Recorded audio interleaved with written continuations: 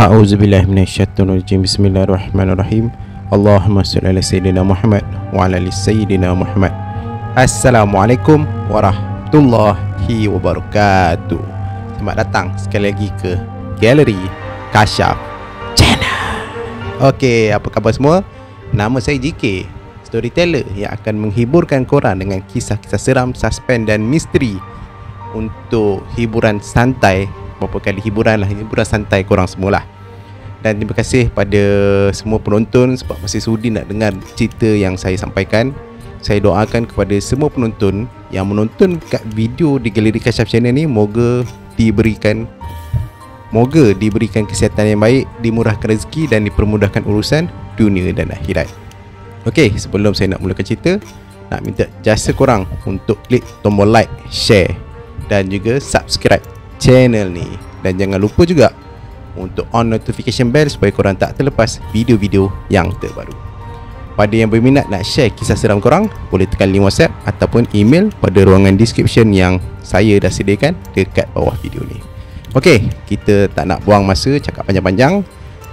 So, kita sambung untuk kisah yang seterusnya, untuk cerita kali ni. Jadi, kita mulakan dulu dengan zikir Subhanallah walhamdulillah wa la ilaha illallah wallahu akbar.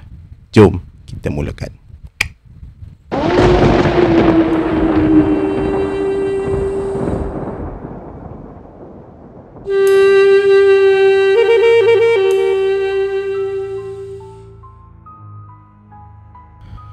Kelihatan ramai orang yang keluar dari pintu Mahkamah Sivik yang berada dekat Shah Alam dengan berbelas-belas orang wartawan.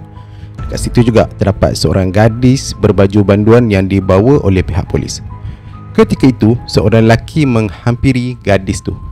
"Umairah! Umairah!" panggil lelaki tu. "Ikram, kenapa?" soal gadis yang bernama Umairah tu. "Umairah, saya minta maaf. Saya yang sepatutnya kena tahan polis, bukannya awak. Kalaulah keluarga awak jamin awak seperti ibu saya lakukan untuk saya, pasti awak tak apalah Ikram. Saya ni tak berduit. Lagipun tak kira macam mana kita terangkan mengenai pembunuhan sebelum ni, pasti tak ada siapa yang percaya," kata Umairah yang memotong kata-kata Ikram. Ikram terus terdiam mendengarnya. Bagi Ikram, Umairah dah melalui banyak sangat penderitaan. Mula-mula dia mengorbankan diri dia untuk menanggung dosa kakaknya, dan kini dia dituduh membunuh pula rakan-rakan dia dalam kejadian setengah tahun yang lalu. Saya janji Umairah, saya janji akan tolong untuk bantu awak. Saya akan berusaha untuk bantu awak. Saya akan cuba mengurangkan hukuman dekat atas awak ni. Tak pun bebaskan awak dari penjara. Saya janji pada awak Umairah," kata Ikram kepada gadis tu. Umairah bila dengar terus tersenyum manis je kepada Ikram.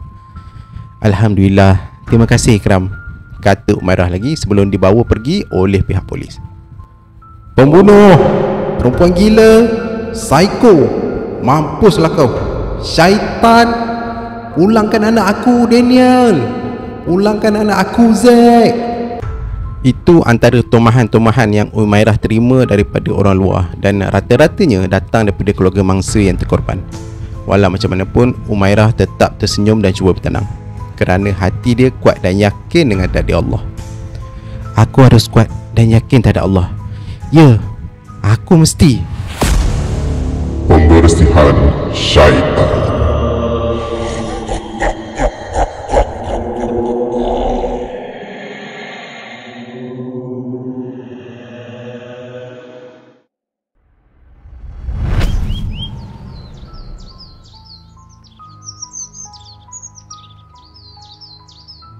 Setahun kemudiannya, ada beberapa kereta dan trak polis kelihatan bergerak keluar daripada penjara Sungai Buloh dengan membawa beberapa orang banduan. Dan pada masa yang sama, terdapat sepasang kekasih menghampiri pondok pengawal tu. "Assalamualaikum tuan. Saya nak jumpa adik saya, Siti Umairah binti Abdul Rahim. Dia banduan kat sini," kata wanita tu. Boleh encik, bagi IC cik dengan IC lelaki tu," kata polis tu. Dan wanita tu terus menyerahkan kad pengenalan miliknya dan kekasihnya.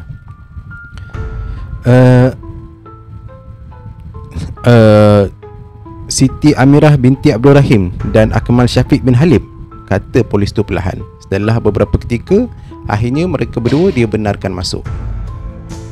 Pada masa yang sama, dalam penjara. Hey Umairah, kau kalau dah keluar nanti, apa kau nak buat? Soal seorang wanita kepada Umairah yang ketika itu berada dalam bilik penjara mereka. Umairah waktu tu sedang duduk melihat ke arah luar. Aku, entahlah Sam, memanglah aku ni ada SPM, tapi lepas aku masuk sini, macam mustahil je aku dapat kerja. So aku serahkan semuanya dekat Allah Subhanahu Wa Taala. Balas Umairah panjang kepada rakan sebiliknya tu, Sam. Dan Sam ni waktu tu bila dengar mengangguk perlahan je. Hai, kuat betul iman kau dekat Tuhan. Walaupun kau bunuh 5 orang tu. Oops, sorry. Sam terus terdiam lepas menyedari apa yang dikatakan. Takut ayatnya tu menyakitkan hati Umairah. Namun begitu, Umairah langsung tak memarahi dia. Malah Umairah memberikan satu senyuman.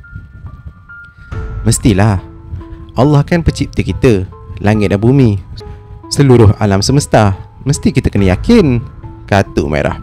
Sam bila dengar, dia mengangguk perlahan lagi sebelum dia mengalihkan pandangannya ke arah seorang lagi rakan sebilik mereka yang bernama Akilah. Weh, kau pula macam mana Akilah? Nanti dah keluar, kau nak buat apa? Tanya Sam. Walau macam mana pun, Akilah hanya mendiamkan diri tanpa jawab soalan tu. Berang sebab tak ada respon dari Akilah, Sam terus jerit dekat dia. Alah, terbayang anak kau yang kau bunuh tu lah tu. Itulah, ada bayi pergi buang. Kalau aku letak je depan rumah orang ke, depan rumah anak yatim ke.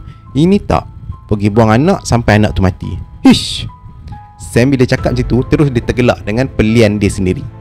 Namun begitu, Akilah tetap mendiamkan diri. Sementara Umairah menggelengkan kepala dengan perangai Sam tu. Hey, sudah-sudahlah cari pasal dengan Akilah. Akilah tu tengah bersedih lagi dengan kematian anaknya tu. Kau ni pun, kata Umairah. Tak lama lepas tu, seorang anggota polis wanita menghampiri mereka. Umairah, ada orang nak jumpa kamu, kata polis tu. Umairah terus terdiam. Mana kan tak, lepas tahun dia dipenjarakan, tak ada langsung ahli keluarga dia yang datang melawat. Hanya Ikram je yang jumpa dengan dia sebelum dia pergi menuntut ilmu agama dengan seseorang. Kakak! Terkejut besar Umairah lepas lihat kehadiran kakak dia tu yang bernama Amirah. Adik sihat? Soal Amirah kepada Umairah. Alhamdulillah sihat. Kakak macam mana? Balas Amirah. Macam adik tengok keadaan kakak sekarang ni lah. Kan sihat je, kata Amirah. Selepas tu diorang ketawa. Umairah terus bertanya kepada kakak dia pasal ibu dia dan macam-macam lagi lah. Oh, mak dengan abah sihat, Alhamdulillah. Cuma abah kena masuk hospital sebab darah tinggi. Umairah mengangguk perlahan lepas dengar kabar daripada kakaknya tu. Umairah, kakak minta maaf tau, sebab kakak ambil masa yang lama sangat untuk jumpa awak. Ya dek. Yelah, mak dengan abah bukan lagi bagi kakak kalau nak jumpa dengan awak ni dek. Diorang cakap adik bukan anak diorang lagi. Mendengarkan kenyataan tu, Umairah terus terpaku. Satu persatu ujian yang menimpa dia. Kini mak bapak dia membuang dia sendiri, tapi dalam hatinya dia membisik, aku mesti kuat. Aku mesti yakin dengan Allah. Ya Allah, kuatkanlah hati aku. Dan ketika itu Amirah pula bersuara. Kenapa sibuk sangat kat luar tu? Banyak banduan yang dikeluarkan. Soal Amirah tentang apa yang dilihat dekat luar sana. Waktu tu Umairah terus balas. Oh, macam ni, 50% banduan kat sini akan dipindahkan ke penjara Kajang sebab masalah fasiliti. Termasuklah adik ni kena pindah juga, jelas Umairah. Maksudnya adik pun... Ui, nasib baik kakak datang hari ni. Kurang-kurang kakak tahu yang adik kena pindah.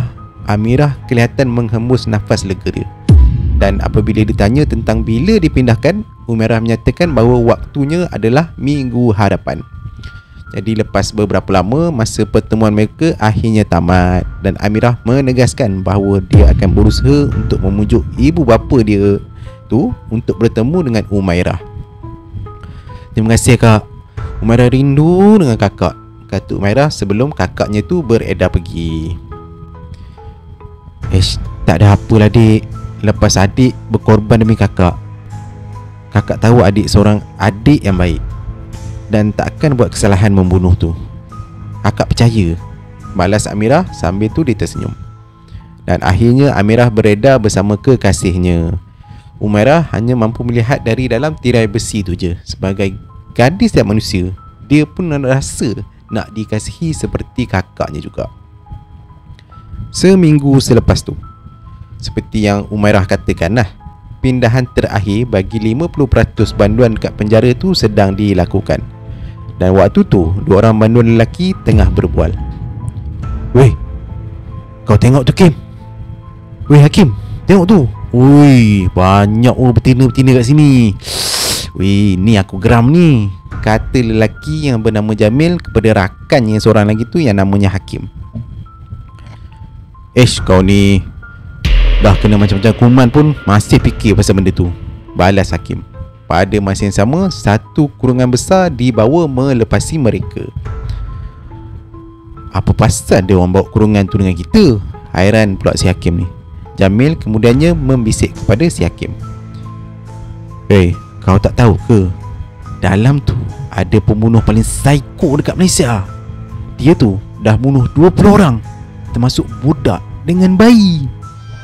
Kejut Hakim bila dengar, sebelum akhirnya mereka dipaksa masuk ke dalam truk. Dan pada masa yang sama juga, Umairah, Sam dan Akilah pun dibawa masuk ke dalam truk tu. Wah, tak sabarlah aku nak jumpa dengan member baru kita kat penjara sana, sorak si Sam dengan bunyian yang agak sarkastik. Dan lepas semuanya selesai, barulah mereka semua bergerak ke destinasi mereka untuk berpindah ke penjara yang lagi satu.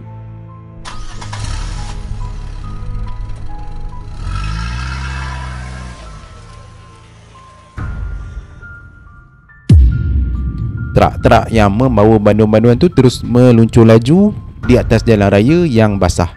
Waktu tu hujan tengah turun. Ada juga yang dalam truk tu terdengar beberapa dentuman kilat yang agak kuat. Akilah terutamanya memang takutlah dengan benda tu, ditambah pula dengan laluan dia yang agak curam. Tuan, boleh pelan sikit tak? Saya takut, pinta Akilah kepada pemandu truk itu, iaitu namanya pemandu truk tu Major Fikri. Diamlah kau. Kita orang kena bawa kamu semua yang sampah ni secepat yang mungkin. Banyak pula minta dia, balas Major Fikri itu dengan kasar. Hai, cakap kasar nampak. Habis polis, kalau kita orang ni sampah, kau pula pengutip sampah. Dahlah badan korang tu bau busuk. Balas pula Sam yang agak terasa dengan cacian polis yang nama Major Fikri itu. Sementara tu, Umairah terus melihat keadaan dekat luar. Rupa-rupanya dah setahun rupanya dia tak jejakkan kaki keluar. Dan walaupun waktu tu tengah hujan, Umairah tetap gembira dengan apa yang dia sedang nikmati sekarang ni. Ya Allah, indahnya ciptaan kau, bisik hati Umairah. Tak lama lepas tu, mereka memasuki jalan tanah tinggi Cameron yang boleh dikatakan agak berbahaya lah. Ditambah pula dengan hujan yang tengah lebat. Ketika tu, semua yang ada kat situ diam. Dan ada juga yang mengantuk. Umairah waktu tu, tiba-tiba dia terdengar seseorang membaca satu ayat. Dengan nama aku seru kau, penghuni neraka Jahanam, Azfa'u. Pada masa yang sama, kilat waktu tu tiba-tiba terus menyambar sebatang pokok, menyebabkan pokok tu patah dan menghempak bumi. Truk yang bawa banduan lelaki tu tak sempat nak mengelak, dan akhirnya truk tu pun terbalik. Sementara truk yang bawa banduan wanita terlanggar kenderaan tu dengan kuat sekali. Maksudnya bertembung lah. Bam! Jerit mereka semua ketakutan. Kenderaan mereka semua waktu tu semuanya terbalik beberapa kali sebelum 76 masuk ke dalam gaung. Alamak, kita akan mati, tolong! Jadi Akilah sambil memegang tangan Umairah dan BAM!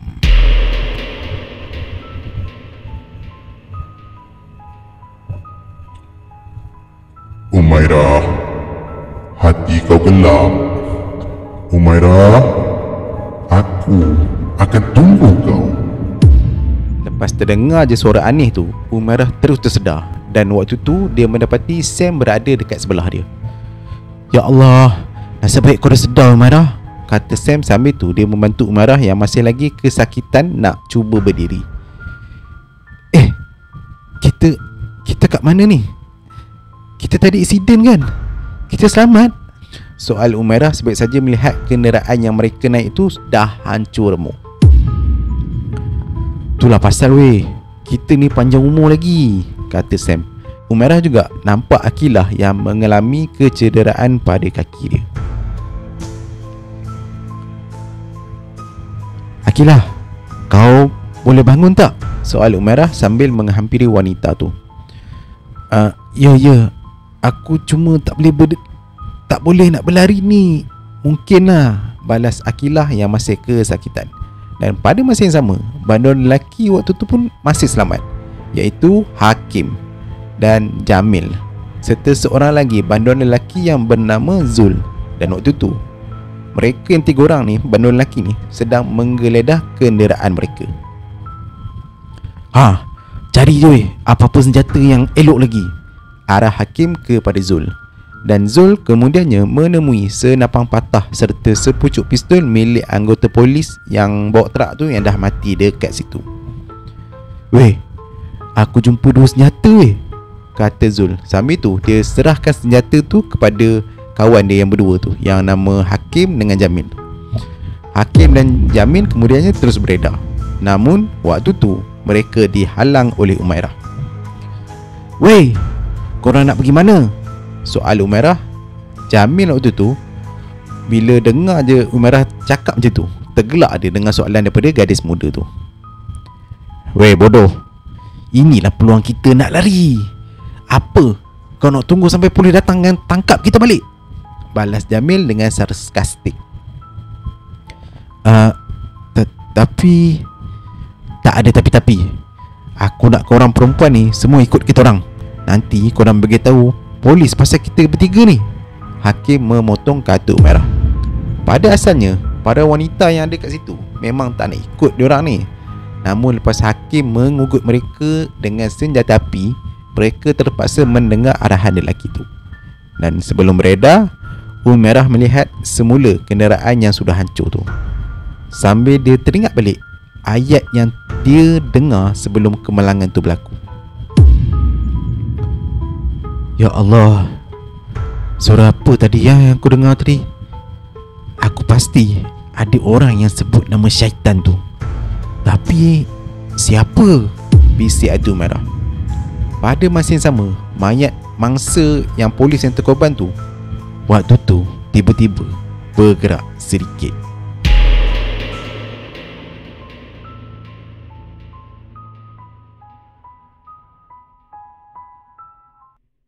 Mereka yang masih selamat mula memasuki hutan yang tebal tu. Sambil tu diorang cuba cari jalan untuk keluar.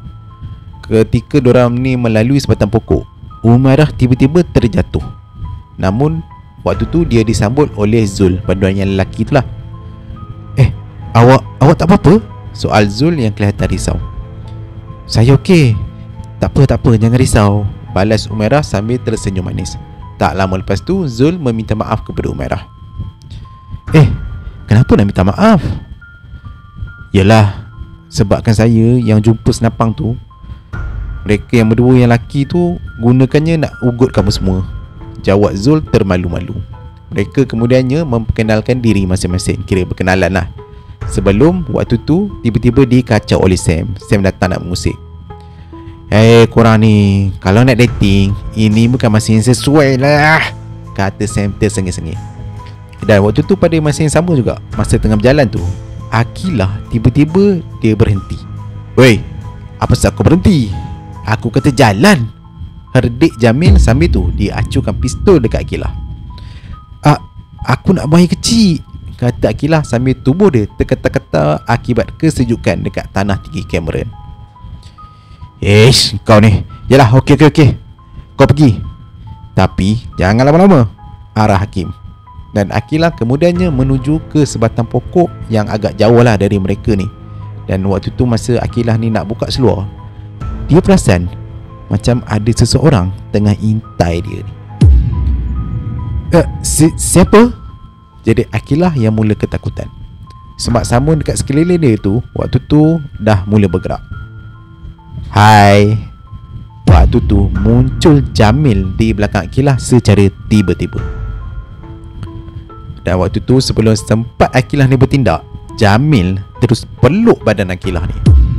Wah, lama betul aku tak dapat betina cantik macam kau ni. Ui, tubuh kau memang tip-top, kata Jamil yang mula meramas tubuh Aqilah. Lepaskan aku, jantan tak guna, teriak Aqilah menggunakan seluruh kekuatan yang ada. Dan kemudiannya Aqilah akhirnya berjaya juga melepaskan diri daripada si Jamil ni. Dan waktu tu aksi kejar mengejar pun berlaku. Dan ketika Jamil ni cuba nak mengejar si Aqilah, Jamil mendapati tiba-tiba dia dah keseorangan. Tiba-tiba dia dah tak nampak Aqilah tu dekat mana. Mana jalan yang aku lalu tadi ya? Aduh, Hakim, Zul, jerit Jamil yang ketakutan. Dan waktu tu juga tiba-tiba dia terdengar suara wanita memanggil nama si Jamil ni. Jamil, sini. Aku ada untuk puaskan kau. Sayu-sayu je suara tu kedengaran. Jamil yang dah dikuasai oleh nafsunya terus menuju ke arah suara tu tanpa fikiran apa-apa. Ai, tadi kau malu sangat kan betina? Kata Jamil yang menyangkakan suara tu diingatkan milik Aqilah. Dan kemudiannya dia lalu ikut kawasan semak samun sebelum dia melihat seorang wanita berdiri tegak dekat sebatang pokok. Hei cik adik, Jamil cuba menegur wanita tu di sebalik air hujan yang dah semakin lebat. Apabila wanita menoleh, memang jelas kelihatan wajah wanita tu matanya dikorek sementara perutnya terburai.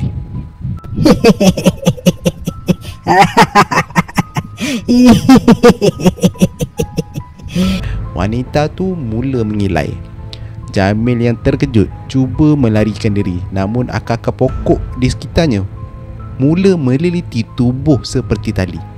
Maksudnya melilit tubuh Jamil ni macam tali. Tolong aku, jerit Jamil saat wanita tu cuba menghampiri dia.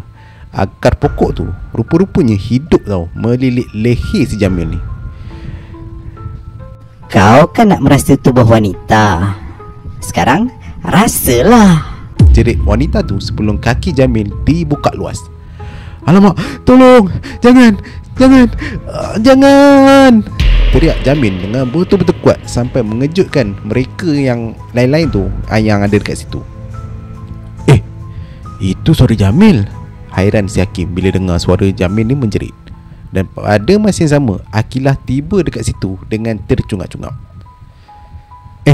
Aqilah, kau tak apa-apa ke?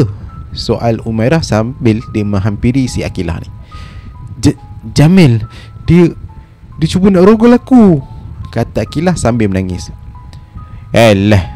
Kau tu bukannya suci, bagi je lah tubuh badan kau tu, balas Hakim dengan perkataan yang sangat kejam sebelum menyedari kehadiran si Jamil ni tiba-tiba. Kelihatan waktu tu nampak Jamil ni macam terketar-ketar. Waktu tu tubuh dia putih pucat. Jamil, apa pasal kau tercegat je tu? Dah, jom lah, kata Hakim yang keheranan melihat kawannya tu. Dan Jamil kemudiannya mengeluarkan pistol dia dan mengacukan pistol tu ke arah kepala dia. Aku akan heret korang masuk neraka, kata Jamil. Sesaat sebelum tu dia melepaskan tembakan dekat kepala dia sendiri. habis berkecai semuanya. Sementara darah tu merecik ke merata-rata tempat. Ya, kepala otak dia. Itu je yang mampu terucap dari mulut Zul. Hakim kemudiannya menghampiri tubuh rakannya tu yang dah kaku terbaring. Jamil, kenapa kau buat macam ni? Pada waktu tu Jamil tiba-tiba bangkit balik daripada baring yang lepas kena tembak tu dan menerkam si Hakim ni. Mampus korang. Jadi Jamil yang seakan-akan dah dirasuk tu. Hakim cuba menahan terkaman Jamil yang sangat kuat tu, dan Jamil kemudiannya mengalihkan pandangannya ke arah Akilah. Dan kau bunuh anak kau. Aku bagi pula kau satu lagi anak. Jerit Jamil yang dah kena rasuk tu sebelum akhirnya dia menerkam Akilah dan memasukkan sesuatu ke dalam mulut Akilah. Dan Zul kemudiannya cuba menendang Jamil dan lepas tu dia ambil senapang si Hakim ni.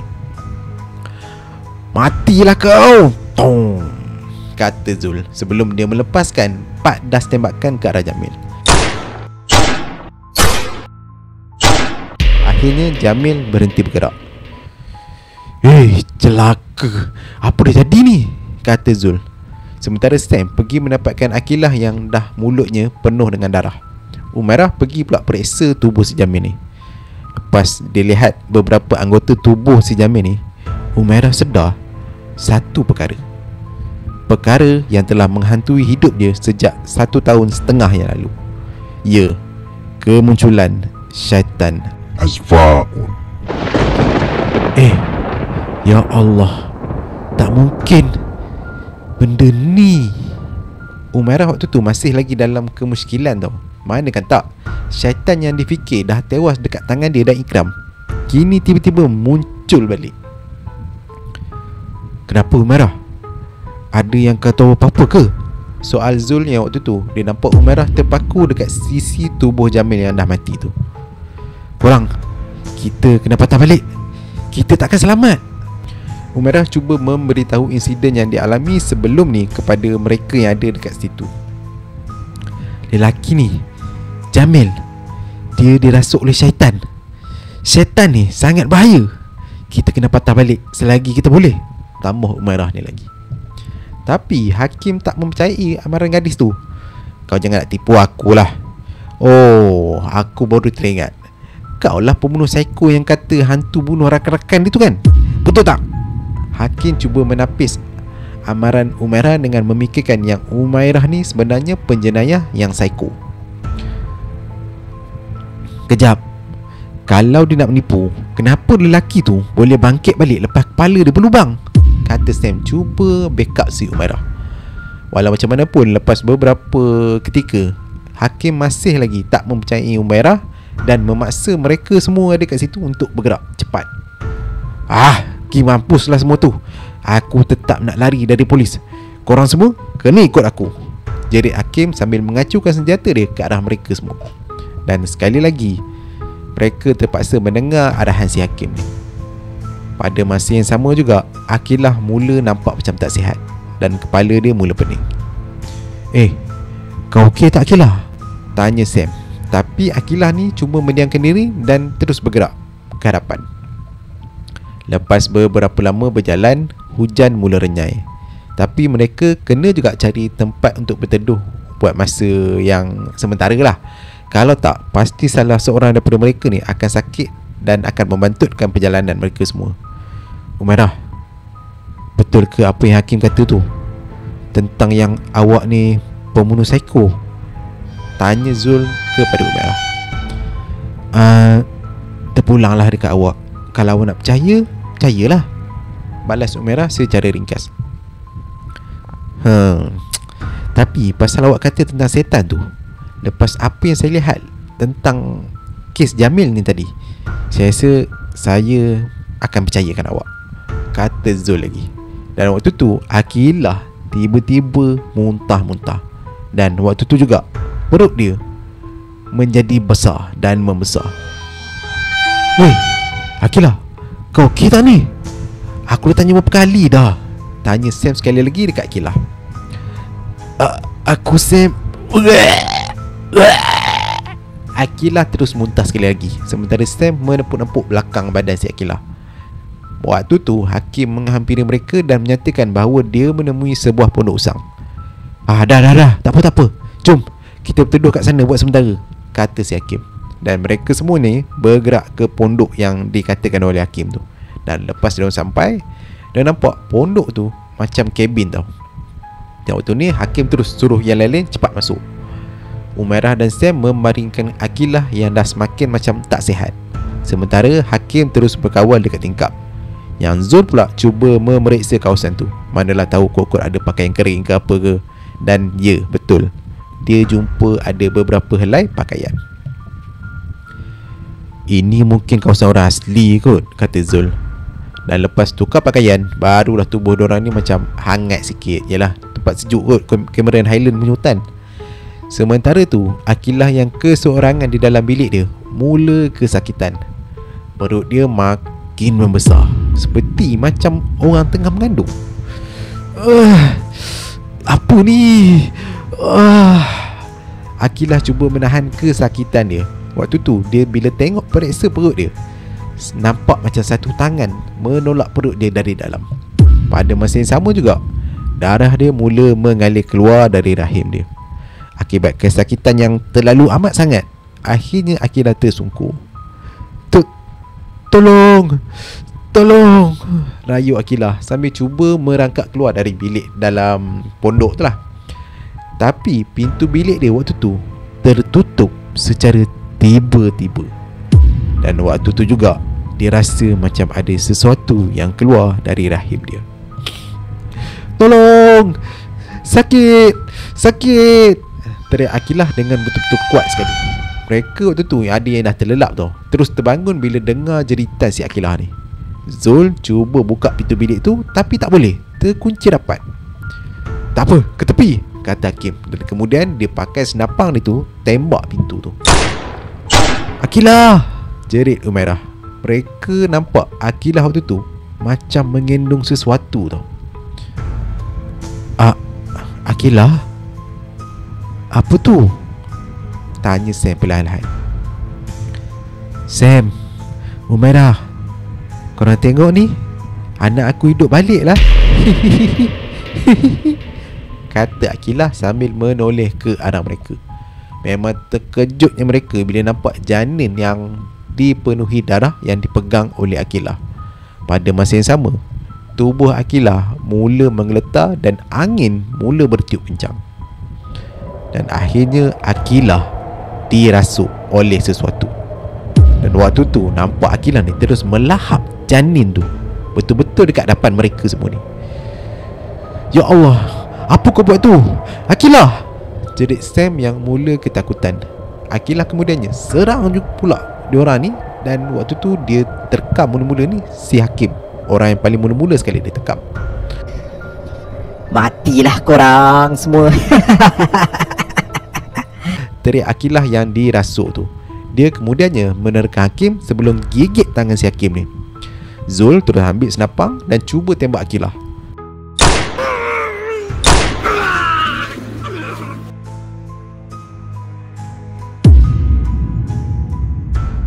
Tapi dah kehabisan peluru.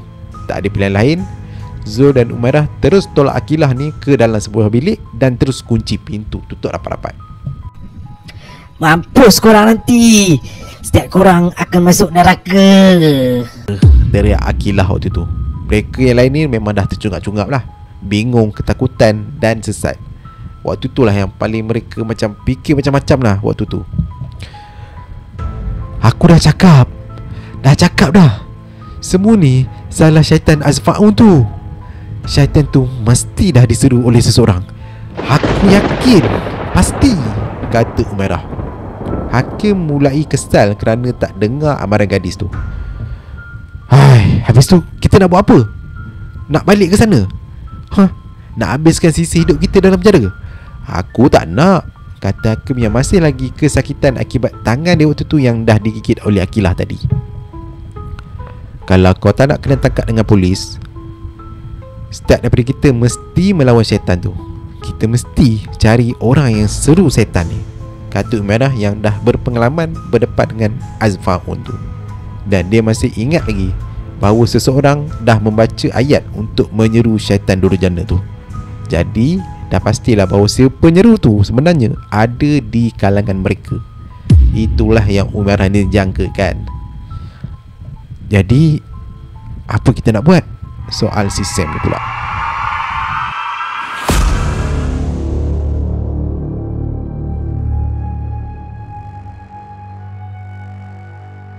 Okay guys, so itulah dia cerita untuk video kali ini.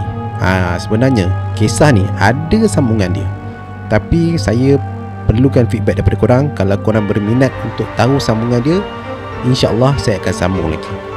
So kalau korang berminat, boleh komen-komen, like dan juga beritahulah kalau korang berminat untuk saya sambung cerita ni. Okay. Dan saya harap juga kisah kali ni korang boleh ambil sebagai tibar dan jadikan sebagai pelajaran. Jadi pada siapa yang nak saya cerita lagi, berapa kali nak ulang kan, bolehlah komen-komen ya. So InsyaAllah itu saja daripada saya. Harap korang semua tiba. Kita jumpa lagi di next video. Assalamualaikum warahmatullahi wabarakatuh. Bye bye.